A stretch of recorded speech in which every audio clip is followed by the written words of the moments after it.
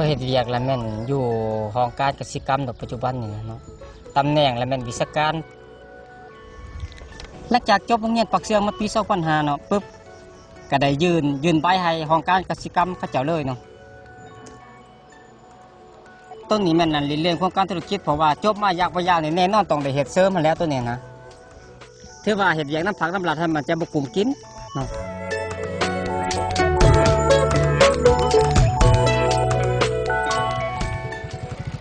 หลังจากไปการมันแล้วก็ลงไปสวนเนาะเฮ็ดกิจกรรมชั่วโมงนึงนี่สามารถเฮ็ดได้50พุ่นนี่ไวเฮ็ดตัวนี้เพื่อว่าเฮ็ดเป็นธุรกิจเนาะขายเอาเงินตัวนี้นะมันก็ดีกว่านั่งอยู่แล้วล่ะหรือการมันใช้เวลามีผลประโยชน์ตัวนี้นะ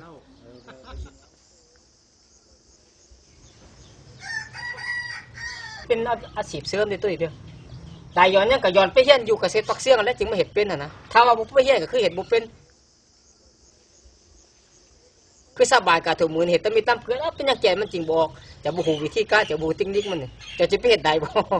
ได้ก็ได้น้อยนี่งามบ่งามบ่งามลูก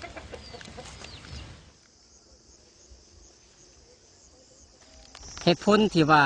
เฮ็ดสวนผักนี่เนาะเป็นหยังจริงว่านะเป็นหยังจริงไปซื้อน้ำเพิ่นตัวเองก็เฮ็ดจบเกษตรมาน่ะต้องได้เฮ็ดเนาะเฮ็ดหลายมันจะเป็นสินค้าเนาะมีรายรับเพิ่ม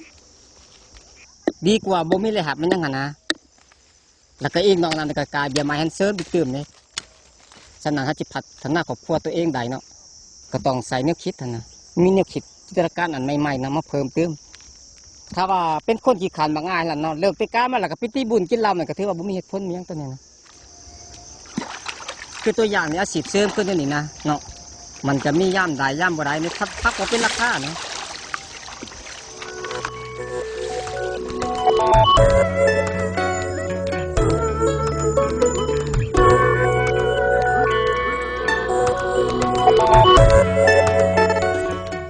ตอนไปเฮียนหันทุนการศึกษาและแม่นได้ทุนออมค้างจากกระทรวงนับเลยเนาะส่งไปเฮียนโดยเฉพาะเนาะแล้วพ่อแม่ก็เป็นคนที่ว่าถูกยากลำบากขนาดบ่มีเงินส่งนะ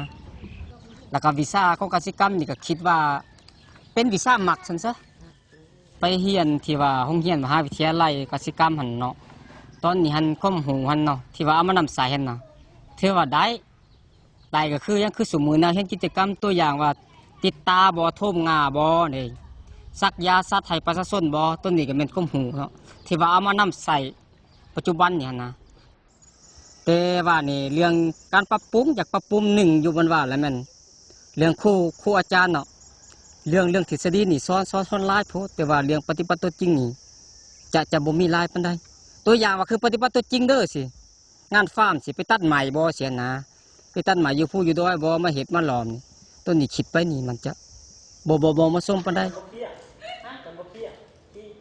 เรื่องเขาชอบสนิทสำนานแล้วแม่นเรื่องการซักยาเนาะซักยาสัตว์ข้าเจ้ากันนะผลประโยชน์เนาะตัวนี้ที่ว่าตัวเองเฮียนจบของเฮียนเกษตรปักเสียงมันเดี๋ยวไปส่งเสริมประชาชนนั่นนะเขาไปส่วนเดี๋ยวครับผลประโยชน์สัญเยอะใจอันนึงน่ารักใจได้ปะกับใจก่อนทูแล้วใจถูพอกันทูจ้ะทูงามตะกี้ก็เป็นครอบครัวที่ว่าเคยถูกอยากได้นี่ครับพอมีกลุ่มอยู่กลุ่มกินนั่นเองฉะนั้นเรื่องชีวิตการเปลี่ยนแปลงของมหาวิทยาลัยตัวนี้มันดีขึ้นที่สุดการเริ่มธุรกิจนี่เนาะทุกที่นี่มันจะอาจจะยุ่งยากเนาะอาจยุ่งยากอยู่มาได้เนาะยุ่งยากหนึ่งมากแล้วมันบ่มีต้นทุนมันซอกมากกับเห็ดไม้แล้วเขาหูประสบการณ์นี่จะบ่มีร้ายนะแต่คือได้นี่กับบ่พบปัญหายุ่งยากแล้วเพราะว่าได้เห็ดมาตลอดแล้วกับคือว่ามีความสนิทสนานนะแผนอนาคตเนาะคือคิดทุกมือเนี่ยนะเนาะถ้าว่ามีดินนะจีตั้งสวนกาเบียไม้ละจีปลูกพักเงินห่มตัวเนี้ยนะแพงขาดชีดิวนแล้วก็จีเห็ดอ่างผสมพันธุ์กบพันธุ์ปลาดุกตัวเนี้ยนะแผนอนาคตเนาะที่ว่าว่างไว้ที่ดูไปตลาดเลยผมซื้อนมซื้อ